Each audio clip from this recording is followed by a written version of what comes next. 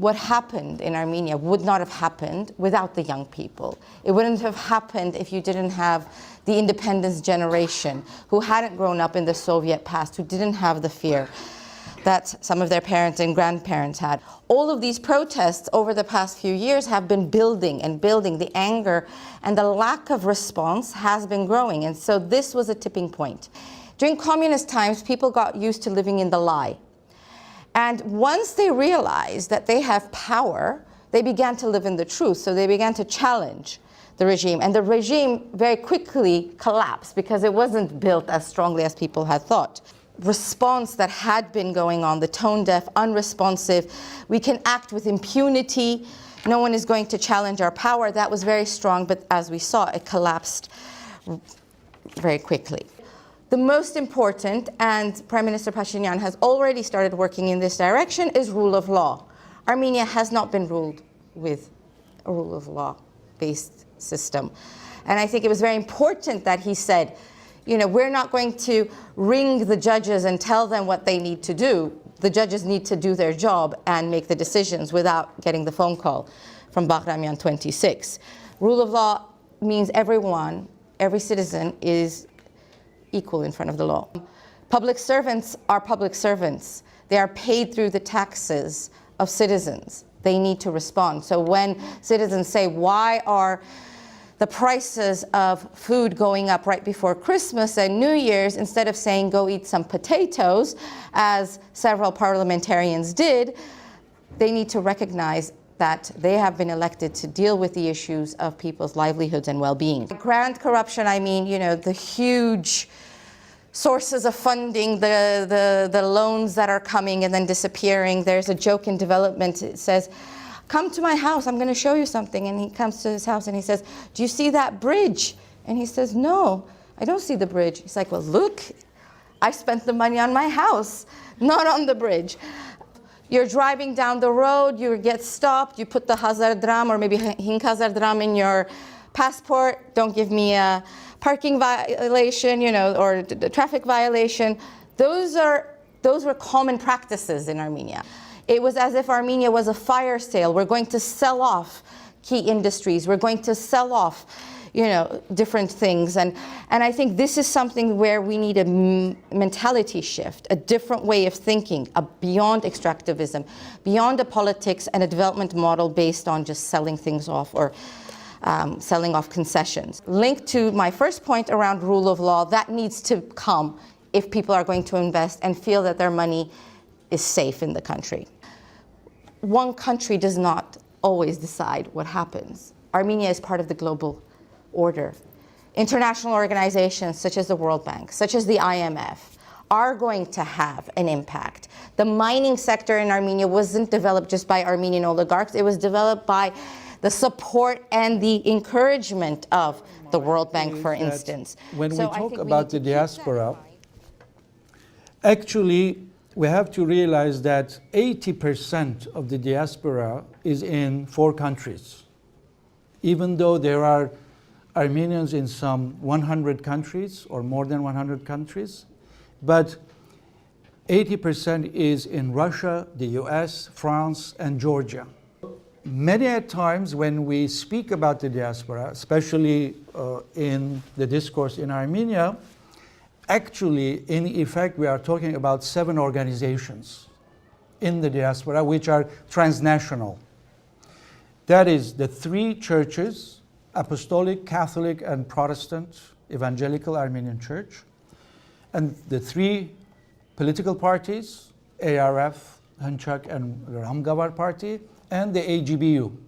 So these 7 organizations are transnational and have branches throughout the diaspora. Many at times, on the official level, at least on the Armenian government level, the engagement with the diaspora has been primarily through these 7 organizations and their sub groups and sub entities.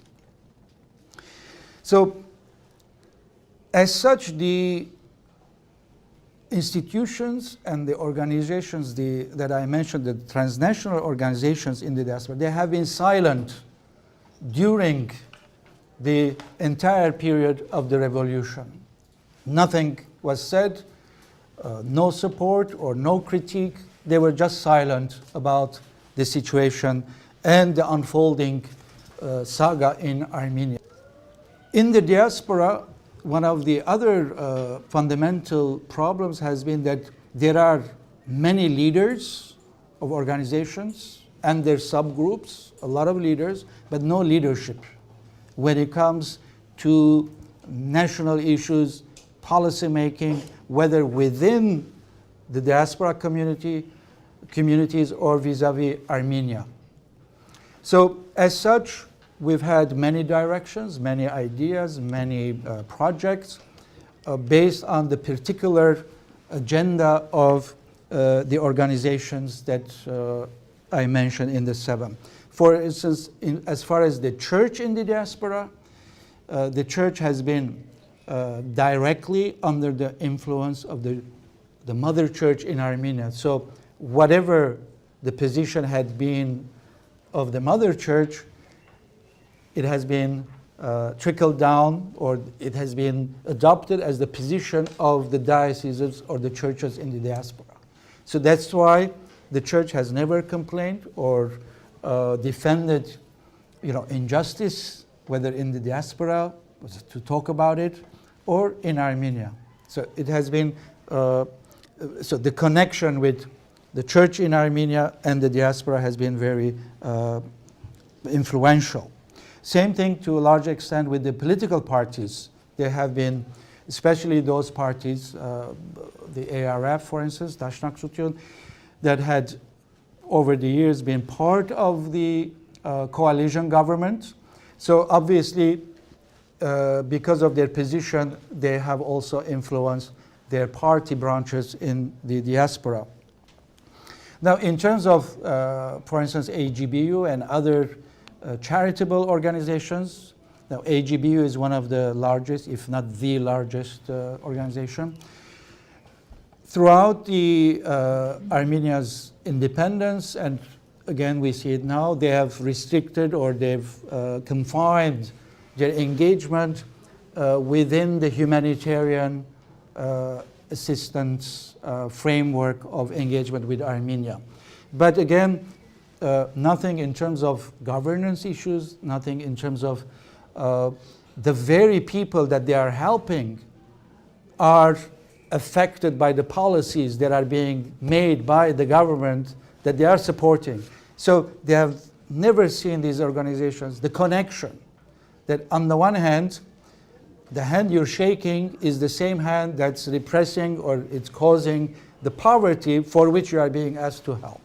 Nikol Pashinyan and his government, they have indicated a particular focus or policy or view of the diaspora, and that's Hayrena Tartsutun, repatriation or immigration in a lot of cases.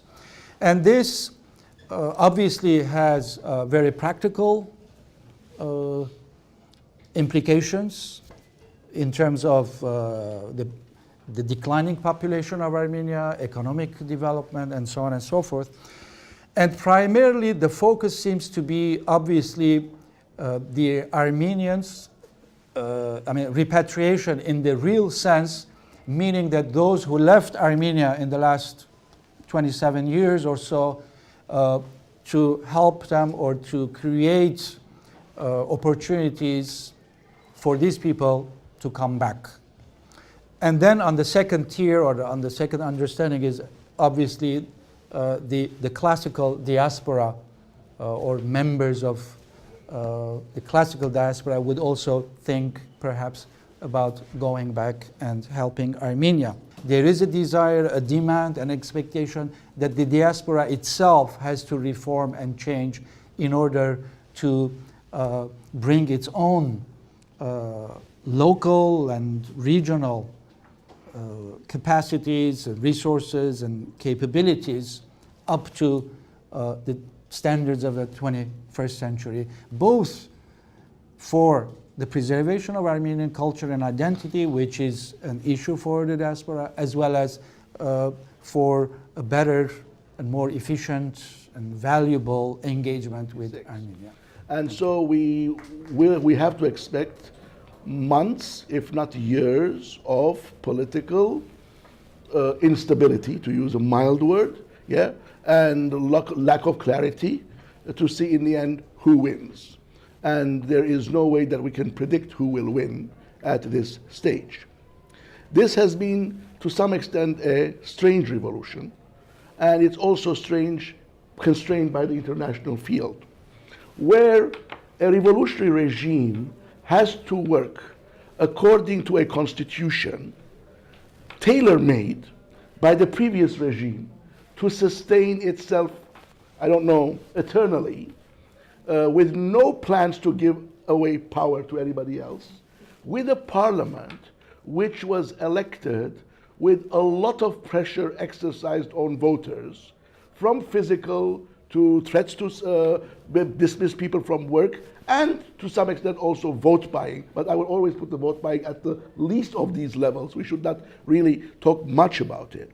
And then this revolutionary regime, which prior to the revolution consisted of only 4 members in the parliament of 105, now has to function as a majority supported by the popular vote, at least through the mass rallies that have taken place, against a rigged constitutional parliamentary majority in parliament, who would say we were elected last year, and technically the way they were elected is no longer being questioned.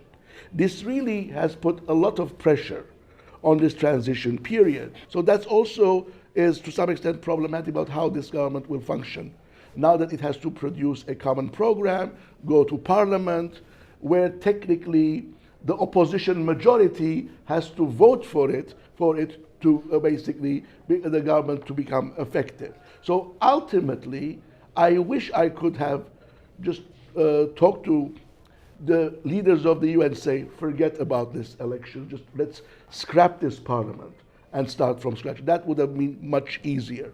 This kind of artificially maintaining this constitutional facade will be very problematic. But it seems that Armenia, as a small country, has no way out. Is that at that time, there was no class issue involved. It was the same elite disagreeing on how to solve the Karabakh issue, and that really caused the schism within the ruling elite. Nobody was afraid that it will lose his wealth or his family's wealth. Now, if this revolution goes to its logical conclusion, it will really become a social revolution. We do not have a long history of social domination by these oligarchs, but the oligarchs are a new class, a post-Soviet class, and the aim of this revolution is to undermine their rule, at least their political rule, if not to basically take back many of these, what one people in Armenia think that they have looted over the years. In the end, Armenia still is too much under the influence of, Russian way of thinking, because the Russians control, to a large extent, what Armenians listen to and watch on TV and on radio and other things. So all these things are important. These are some of the things that will happen in the coming months and years, and we'll have to see and always be wiser after the event in trying to analyze them without having able to predict them in the first place. Thank you.